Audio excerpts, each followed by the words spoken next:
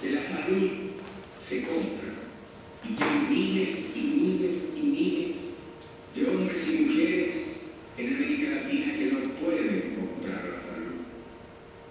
De igual manera que hay maestros que no se inquietan, que haya también cientos y miles de niños y de jóvenes que no pueden ingresar a las escuelas. En América Latina hay más de 30 millones de cesantes absolutos y la cifra se eleva por sobre 60 millones, tomando en consideración aquellos que tienen trabajos ocasionales. Para que termine esta realidad brutal se requiere un profesional comprometido con el cambio social.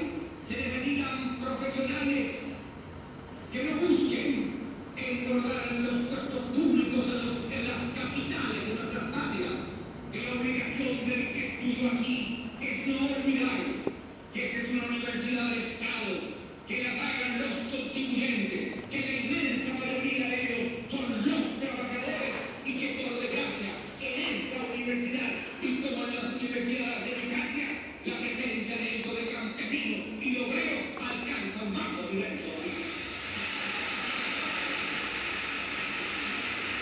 Nosotros desde hace 5 años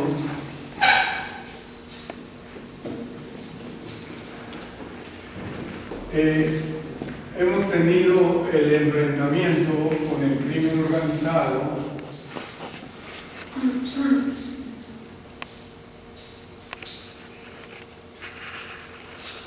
me estoy hablando de mi experiencia en la migración, lo que se llama la migración forzada.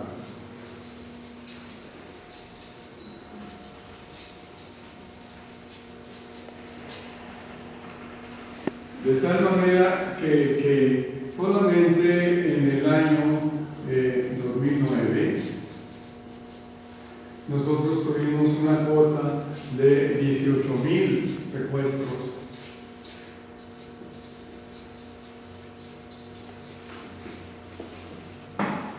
hasta llegar ahora a 2011,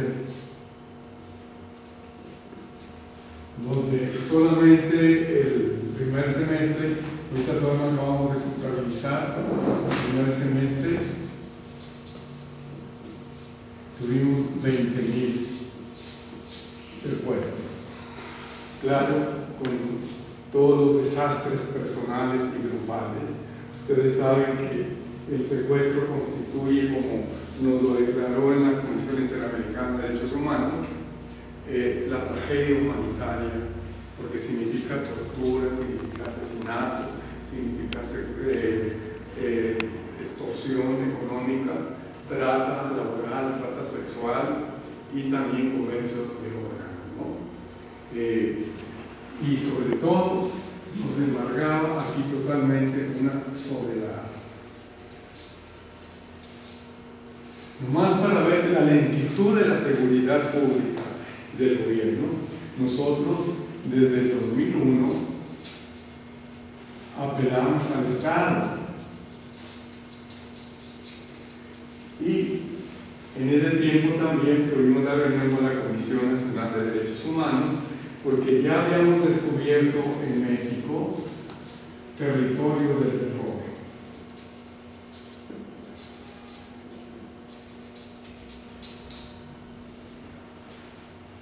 Es tan lenta la seguridad que no podemos esperar del Estado, que tardaron 11 años, desde el 2001 hasta el 2012, para que se pudiera publicar una aproximación a una ley nueva de protección a los migrantes, que no ha servido para mucho, ¿verdad? No más para eso, ¿no?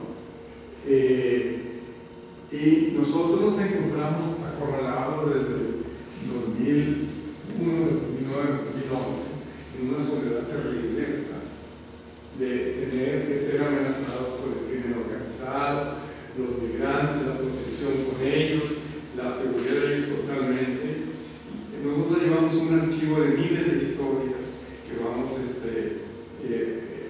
porque el migrante cuando llega a nuestra casa nos cuenta su historia, una historia de terror, una historia de casos que tenemos archivados. sentido, pues, con todo el desastre del secuestro, entonces entramos en una verdadera inseguridad, en una desprotección espantosa. Cuando empezamos desde en el 2009 a solicitar que se tuviera una situación de seguridad, Gobernación nos contestaba siempre, es que ustedes son muy exigentes. El Estado no tiene la cultura de la seguridad, ni tampoco la cultura de la protección de los defensores de derechos humanos. No tienen. Ellos no se imaginan que los defensores de derechos humanos de alguna manera necesitan estar en un nivel de protección de medidas cautelares, ¿verdad? Decían, por ejemplo, ¿por qué los enfermos de tal hospital no piden medidas cautelares? ¿Por qué el asilo de ancianos no pide medidas cautelares? El problema es la vida acá de los migrantes, ¿no? Y así comenzó toda esta situación que hasta ahorita estamos viviendo. Tuvimos que apelar a Washington, a la ONU, etcétera, etcétera. Han venido los altos comisionados de ambas o de diferentes organizaciones.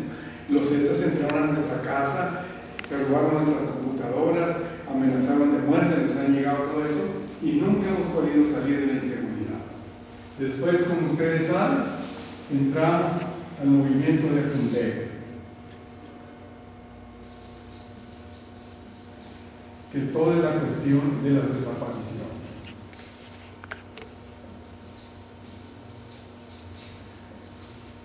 Y también, como declararon los de la ONU, aquí tuvimos la reunión y pues esta es una verdadera tristeza. Y el Estado no está haciendo nada. Últimamente Morera dice que no sé qué va a hacer, ¿verdad? Aquí ya suman más de 200 expedientes, ahorita de hecho, 200 expedientes. Pero son expedientes individuales. O sea, tenemos de un fulano, pero de un fulano que fue secuestrado con 16 o 17 más. O sea, si multiplicamos por todas las otras que los que no tenemos expedientes, ¿verdad? Pero luego comenzó la angustia también. El sufrimiento, la desesperación,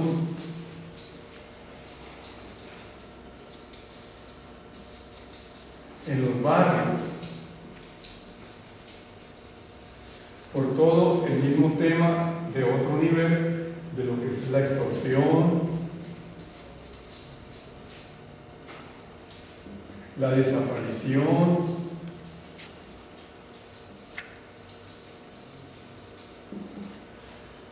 el secuestro de civiles en los barrios. Solamente yo allí en mi iglesia, en el altar, tengo 20 fotografías de los que de ahí del andín, de los que han sido desaparecidos, pero sobre todo la angustia de gente muy humilde, muy humilde. La esposa de un albañil dice: padre, ya pagué 5,000 pesos, lo tuve que depositar porque está amenazado mi esposo, que es albañil. Ese albañil cobra 700 pesos a la semana. Ahora la señora ya depositó 5,000, todo lo que tuvo que hacer, ¿verdad? Entonces, pero aquí ya hay una angustia, hay un sufrimiento en los barrios. Ya hay residencias de sicarios en estos barrios de Landín, de Lourdes, de todo allá, ¿no? La gente está desesperada ya, ¿verdad? En ese sentido, no hay entonces por parte del Estado más que una nula seguridad, pero más que nula, una insensibilidad. Uno de los comandantes, cuando esperamos la desaparición de unos obreros, se los tragó la tierra. ¿Qué vamos a hacer? Me dice que no podemos hacer nada, se los tragó la tierra. No hay respuesta, ¿verdad? De esta manera, ante todo esto, es generar una estrategia de seguridad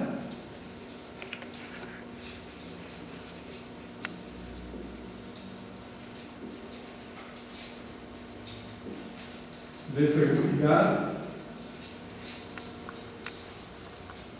pero con un horizonte ciudadano.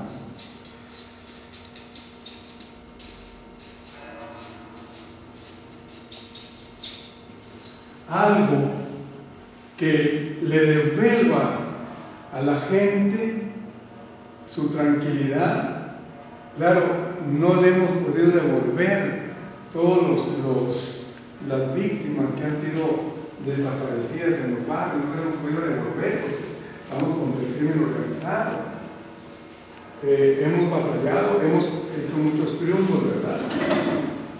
Pero en esta forma, ¿cómo generar en la gente la esperanza, la paz y recurrir ya a una verdadera alianza entre ellos, alianza humana, ¿verdad? Porque realmente todo esto está, detrás de todo, está toda una crisis humanitaria, ¿no? Y entonces es por esto que empezamos a trabajar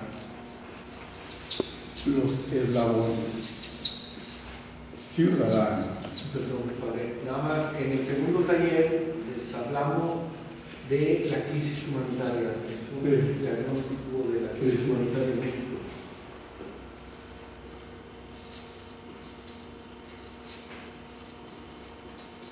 Vecinales que tienen una forma múltiple, porque pueden ser de barrio,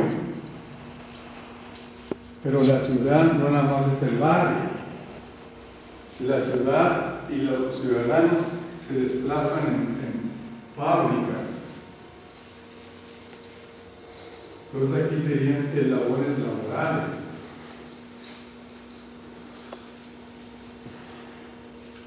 Hace un año me asesinaron a 2 campesinos en los ranchos que yo visito, los celtas y todas las circunstancias de allí. Entonces, eslabones campesinos también. Empezamos un proyecto con universitarios, que bueno, todavía nos damos golpes de pecho y aquí no sé si contra la pared, con universitarios. Que son sitios o juveniles. Juveniles, pues, pero estábamos en la universidad, estamos allá con Carlos Valdés. Con muchachos universitarios.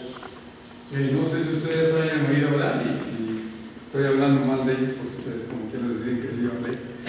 La Utopía Verde. ¿Han oído hablar de ellos? Son jóvenes. ¿Utopía Verde? Utopía Verde. Un grupo que descubrió el doctor y que después ya nos hicimos amigos y nos invitaron. Pero ellos no querían nada de esto, con lo que ustedes están ustedes y lo que estamos nosotros, ¿verdad? Pues no sé qué querían en realidad. Su proyecto era ir a las colonias y enseñarle a la gente a sembrar árboles. ¿A sembrar qué? Árboles en las colonias. Nada más. Entonces ellos conseguían arbolitos así se los llevaban a las colonias y motivaban a la gente a plantar. Nosotros les decíamos que era un desperdicio de ellos, de jóvenes. Bueno, ¿y qué más? De los árboles, ¿qué más queda? Ya nos hemos cantado de las hojitas. Los árboles se caen, vienen bien y los levantan y se ponen a bailar, ¿no? ¿Qué más? A ver, ¿y qué más, muchachos? Tuvimos 2 reuniones con ellos. Y fracasamos, pues, ¿verdad? Porque queríamos formarnos. Digo, es que ustedes ya tienen, qué bueno, qué padre, que venir a las colonias, a las periferias y todo, pero siguen con otras cosas, ¿verdad? Bueno, ahí pues, entonces, ¿cómo realmente generar, quizás primeramente una seguridad, una integración y organización de barrios,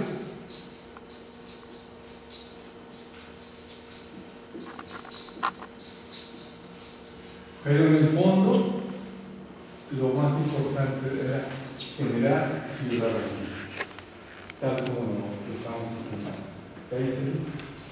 Yo tengo 2 cosas que ver de esto de barrios. Hay un campo muy padre de los Bronx, creo que en Nueva York, donde sí, sabes que entra y dice, vamos a ver cuál es el problema, y se pone a hablar con los vecinos, y al final se da cuenta que ni uno de los vecinos verdaderamente se conocía, y se dan cuenta que los que generaban toda la delincuencia y demás en toda la zona no eran ni del barrio.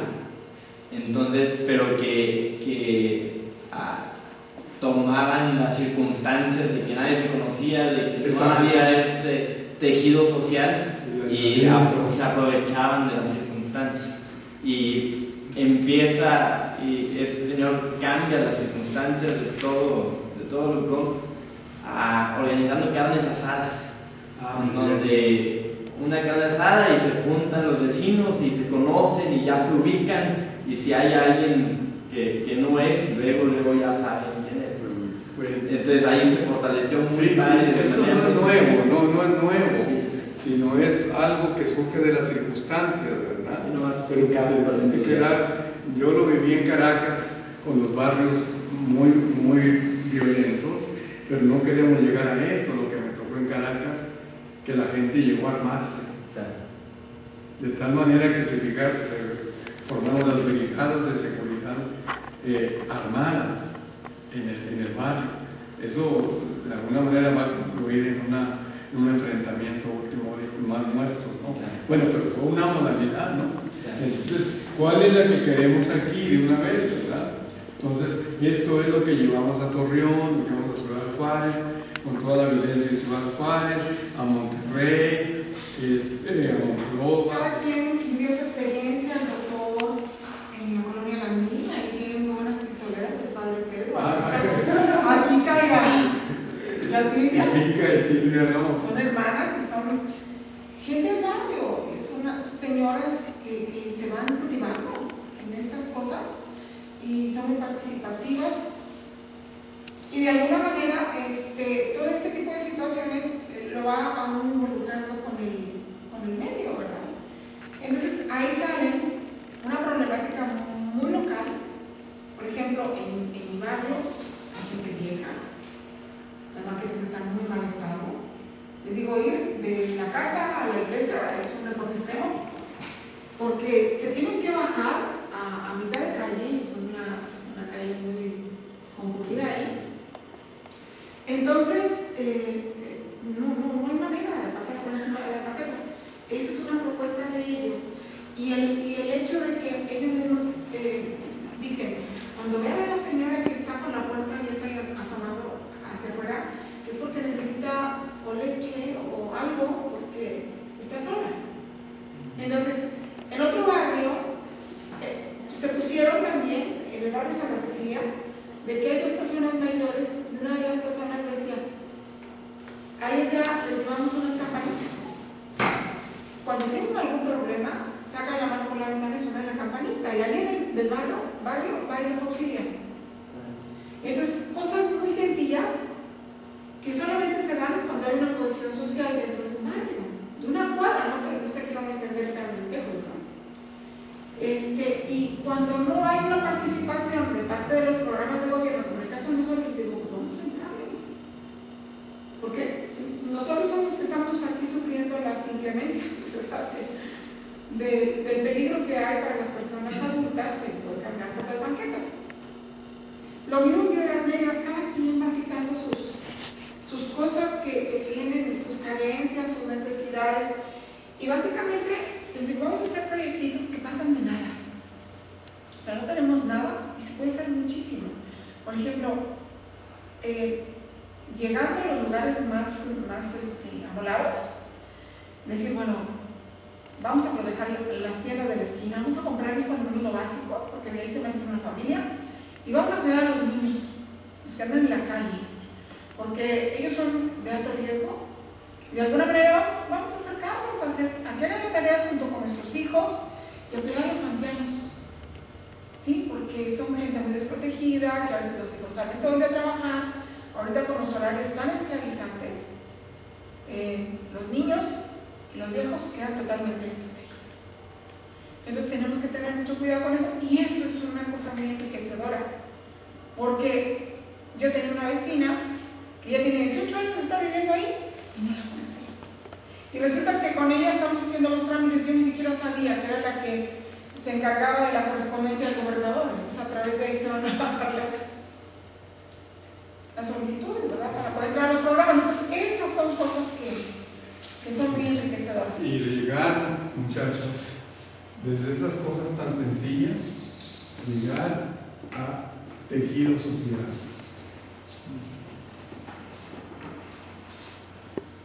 O sea, a niveles culturales, niveles educativos, niveles sociales, niveles políticos, niveles de verdadera organización popular.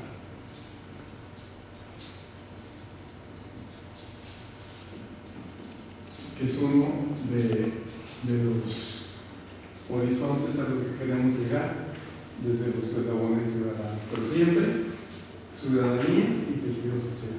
Vale soñar de que queremos tener un país diferente, que queremos tener un estado diferente, que queremos tener una mejor educación, que queremos tener un desarrollo de ciencia y tecnología en donde podamos estar al nivel de los países más avanzados. Se vale soñar, pero para eso hay que trabajar. Esto, el descubrir, el soñar con todo esto que he mencionado, eso nos permite adquirir conocimientos y eso nos empodera de información.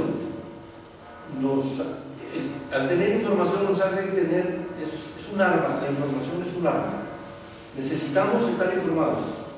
Para poder estar en esto que tratamos hay que tener información y hay que descubrir. Así es que se anda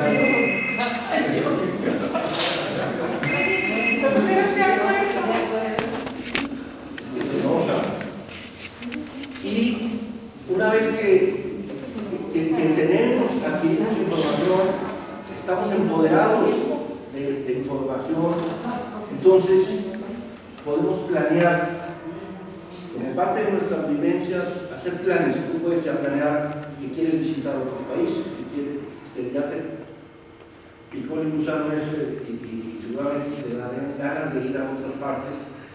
Y igual, los que han ido a algunos lugares quieren conocer más, pero bueno, hay que planear. Todo esto nos va a permitir ir identificando el tejido social. Vamos a darnos cuenta de si está o no está desplegado, si está o no está, si hay cohesión o si no hay cohesión. Pero es que no nos damos cuenta yo no sé si antes de que ustedes se involucraran en esto que están ahorita, habían pensado en lo mal que está México, y lo mal que está Coahuila, lo mal que está México, y la problemática tan grande, tantas problemáticas que tenemos. Entonces, con todas estas experiencias percibimos, es como necesitamos quitar un muro, ahorita vamos a hablar del muro, para ver en dónde estamos parados, para conocer. A mí me gustaría llevarlos a que vieran las colonias pobres de Saltillo. Yo no sé si ustedes las conocen, pero aquí en Saltillo hay barcos donde la gente vive en tejabanes de lámina y de cartón. Y viven 15 personas en un cuarto de 6x4 de lámina y de cartón. Y muchas otras cosas más. Esto es lo que nosotros quisiéramos llegar a tener. Construir un tejido social así sólido, fuerte, estructurado. Y creemos, o sea, nosotros le estamos apostando a que a través de los eslabones podemos poco a poco ir creando un tapete y crear una estructura sólida y fuerte, así como esto. Que a través de los eslabones se le vaya dando forma a la construcción de un tejido social. Ahora, todas las experiencias son aleccionadoras. Todo lo que vivan, todas las vivencias que tengan, por buenas o malas que sean, por difíciles o fáciles que sean, son aleccionadoras. Convivir con la gente más humilde es una experiencia muy enriquecedora, pero convivir con artistas o convivir con indigentes o convivir con personas de otros países o aquí mismo En todo aprendemos, o sea, tenemos que estar abiertos a... Si quieres cambios, empieza tú por decidir. Hay muchas cosas por hacer, por contribuir.